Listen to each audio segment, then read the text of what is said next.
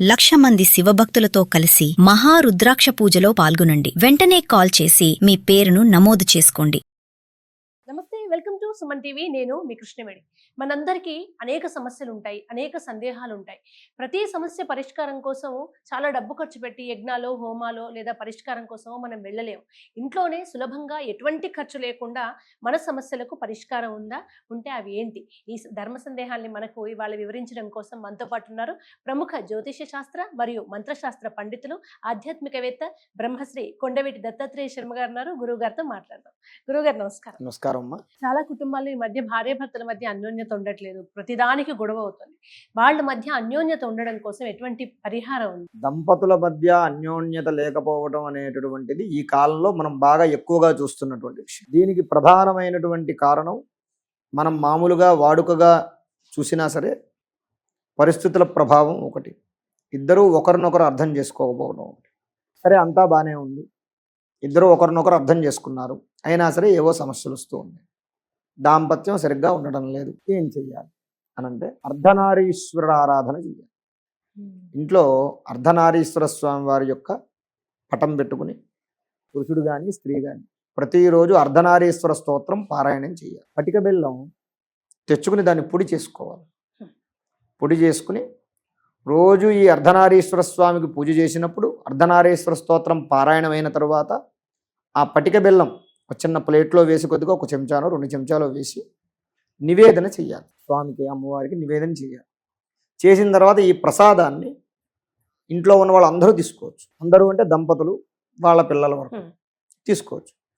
తీసుకోవడం వల్ల కొంతకాలం అలా చేస్తూ ఉండగా ఈ అర్ధనారీశ్వర యొక్క తత్వం వాళ్ళలో ఏర్పడుతుంది. అంటే మేమిద్దరం ఒకటే, మేమిద్దరం వేరు కాదు, కష్టం వచ్చినా సుఖం వచ్చినా ఎదుర్కొని ఇద్దరం కలిసిమెలిసి ఉండాలి అనే భావన వాళ్ళ మనసులో కలుగుతుంది. ఆ ప్రకారంగా వాళ్ళు అర్ధనారీశ్వర స్తోత్రం చేయడం వల్ల దంపతులలో అన్యోన్యత అనేది పెరుగుతుంది. పెరగడానికి అర్ధనారీశ్వర స్తోత్రము, అర్ధనారీశ్వర ఆరాధన బాగా పనిచేస్తుంది. ఇంకొకటి, సోమవారం శుక్రవారం 2 రోజులు కూడా ఉద్యోగమే చేయండి, వ్యాపారమే చేయండి, మీరు ఎంత బిజీగా అయినా ఉండండి, ఎవరికైనా సరే మంచి రెమెడీ అన్నమాట. దంపతులు ఇద్దరు, పిల్లలు పెద్దలు ఎవ్వరూ వద్దు.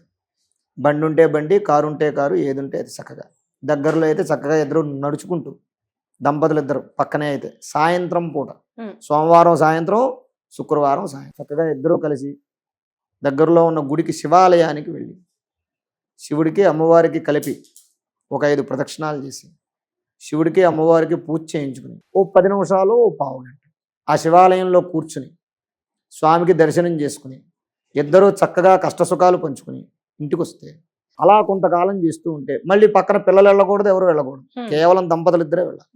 ఈ ప్రకారంగా కొంతకాలం చేస్తే ఓ 3 నెలలు అనుకోండి, ఓ 3 నెలలు, ఒక 6 నెలలు చెయ్యాలి. అట్లా కంటిన్యూగా చేస్తే వాళ్ళ జీవితంలో వాళ్ళు విడిపోరు. ఎందుకు విడిపోరు అనంటే వారిద్దరే ఉన్నప్పుడు వారిద్దరికి ఏకాంతం లభిస్తుంది. వాస్తవంగా మీరు అడిగినటువంటి ప్రశ్నకి దంపతులకు అన్యోన్యత లేకపోవడానికి గల ప్రధాన కారణం ఏంటంటే వారికి ఏకాంతం లేకపోవడం. ఓ స్త్రీ అనుకుంటుంది, నా భర్తతో నేను ఏకాంతంగా కాసేపు నా కష్టం నా సుఖం చెప్పుకోవాలనుకుంటుంది. ఓ పురుషుడు అనుకుంటాడు, వాడు బయట తిరిగి ఎన్నో సమస్యలతో ఉంటాడు, వాడు నా భార్యకి నేను పడే కష్టం చెప్పుకోవాలనుకుంటాడు. ఇంట్లోకి వస్తే ఈ పిల్లలు పెద్దలు ఈ వీళ్ళ వల్ల, అంటే ఇంట్లో ఉన్న పరిస్థితుల వల్ల ఇద్దరూ కలిసి కూర్చుని ఏకాంతంగా కూర్చుని కష్టసుఖాలు పంచుకునే అవకాశం ఉండదు. కాబట్టి ఏం చేయాలి, ఒక దేవాలయానికి వెళ్ళాలి. చక్కగా సాయంత్రం పూట, సాయంత్రం ఎందుకు, చల్లగా ఉంటుంది కాబట్టి, పొద్దున పూట చిటపట్లాడుతూ ఉంటారు, సాయంత్రం పూట చల్లగా ఉంటుంది కాబట్టి చక్కగా సాయంత్రం దేవాలయానికి వెళ్ళి చక్కగా దేవుడికి పూజ చేసుకోవడం వల్ల ఏమవుతుంది, మనస్సులో ఉదయం నుంచి ఉన్నటువంటి ఆవేదన కాస్త స్థిమితం. అప్పుడు కూర్చుని చక్కగా ఓ 10 నిమిషాలు, ఓ పావు గంట వాళ్ళిద్దరూ ఏకాంతంగా మాట్లాడుకోవడం వల్ల ఏమవుతుందయ్యా అంటే వాళ్ళ మనస్సుల్లో ఉన్నటువంటి అరమరికలు అనేవి పోతాయి. అందులో దేవాలయం కాబట్టి ఇద్దరికీ పాజిటివ్ ఆలోచనలే వస్తాయి తప్ప నెగిటివ్ ఆలోచన, ఒకరినొకరు బాగా అర్థం చేసుకునే అవకాశం ఉంటుంది.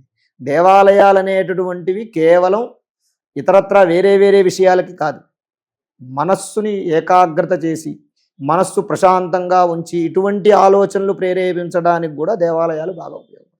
అలా దంపతులిద్దరూ వీళ్ళు అలా చేసుకుని వారం వారం వెళ్ళి రమ్మనండి ఇద్దరిని, దంపతులిద్దరిని. ఎవరినైనా ఒక జంటని టెస్ట్ చేయమనండి. వాళ్ళు 1 సంవత్సరంలో ఇంకా వాళ్ళు ఎన్ని సంవత్సరాలైనా మేము ఇలాగే ఉంటాం, ఎంత కష్టమైనా రాని అనే ధోరణిలోకి వెళ్ళిపోతారు తప్ప వాళ్ళు అసలు వాళ్ళు గొడవలు పడేటటువంటి పరిస్థితి అనేది ఉండదు. చాలా మంది దగ్గర నుంచి కొన్ని వస్తువులు మనం తీసుకోకూడదు, అది అశుభము, కొన్ని సమయాల్లో అసలే తీసుకోకూడదు అంటారు గురువు గారు. ఆ తీసుకోకూడని వస్తువులు, తీసుకోకూడని సమయాలు మాకు ఒకసారి వివరిస్తారు. అలాగే అమ్మా, ఏ వస్తువులు తీసుకోవచ్చు, ఏ వస్తువులు తీసుకోకూడదు. ఎప్పుడైనా సరే నూనె కానీ, ఇనప వస్తువులు కానీ, నువ్వులు కానీ, ఉప్పు కానీ, లేదా నలుపు రంగు పదార్థాలు కానీ మనం ఎప్పుడూ కూడా ఎవరి చేతి నుంచి తీసుకోకూడదు. రెండవది, శుక్రవారం అప్పుడు బాగా ఆపత్కర పరిస్థితి ఉంటే తప్ప అనవసరమైనటువంటి వాళ్ళకు అప్పులు ఇవ్వడం అలాంటివి ఇవ్వకూడదు. బాగా ఆపత్కర పరిస్థితి, ప్రాణాపాయ పరిస్థితి ఉంటేనే ఎవరికైనా మనం ధన సహాయం చేయాలి. డబ్బు కానివ్వండి, బంగారం కానివ్వండి, మనం ఒకవేళ బ్యాంకులో పెట్టుకుని ఇప్పుడంతా ఫైనాన్స్ ఉన్నాయి కదా, అలాంటివి కూడా శుక్రవారం రోజు చేయకూడదు. ఎవరికైనా మనం అప్పు ఇవ్వాలి అని అంటే బుధవారం రోజు ఇవ్వచ్చు, సోమవారం ఇవ్వచ్చు. తీర్చాలి అంటే మంగళవారం తీర్చాలి. ఎవరికైనా అప్పు తీర్చాలంటే మంగళవారం రోజు తీర్చాలి. మంగళవారం రోజు కనుక మనం ఒకసారి తీసుకున్న అప్పు తీర్చేస్తే రెండోసారి అప్పు చేసేటటువంటి అవకాశం ఎక్కువ ఉండదు. ఆ మంగళవారం అంత విశేషం. అలా ఈ ప్రకారంగా ఉంటాయి. తర్వాత చీపుర్లు, చాటలు, తర్వాత ఇంట్లో ఏదైనా ఇనప వస్తువులుగా ఇంట్లో వాడుకునే పరికరాలు, వస్తువులు. ఇప్పుడు ఈ మధ్య అందరూ గ్యాస్ స్టవ్లని అవన్నీ ఇవన్నీ ఇస్తున్నారు. వాస్తవంగా అవన్నీ ఇవ్వకూడదు. అంటే ఇస్తున్నారు కానీ వాస్తవంగా వాళ్ళు తీసుకోకూడదు. అసలు ఏమి ఇవ్వాలో తెలియట్లేదు, ఏమి తీసుకోవాలో తెలియట్లేదు జనాలు.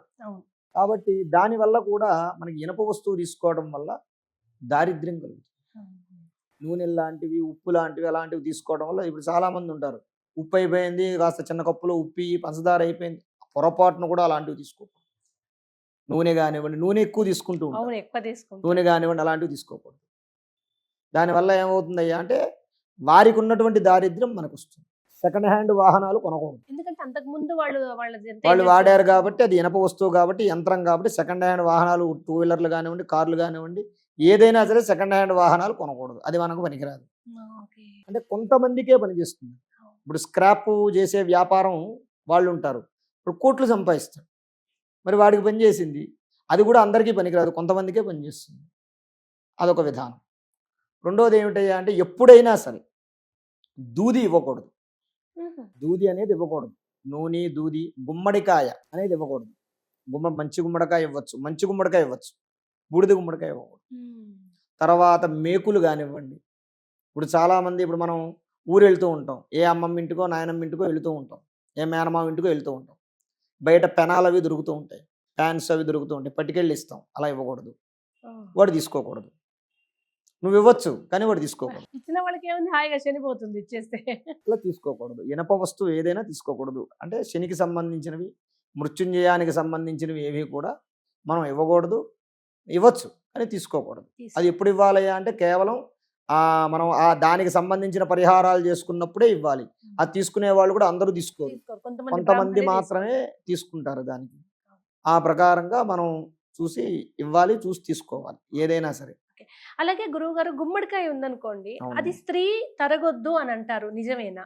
వాస్తవంగా గుమ్మడికాయ అనేటటువంటిది ఆడవాళ్ళు తరగడానికి వీల్లేదు. ఎందుకయ్యా అంటే గుమ్మడికాయ గర్భానికి సూచన, వంశనాశనం అవుతుంది.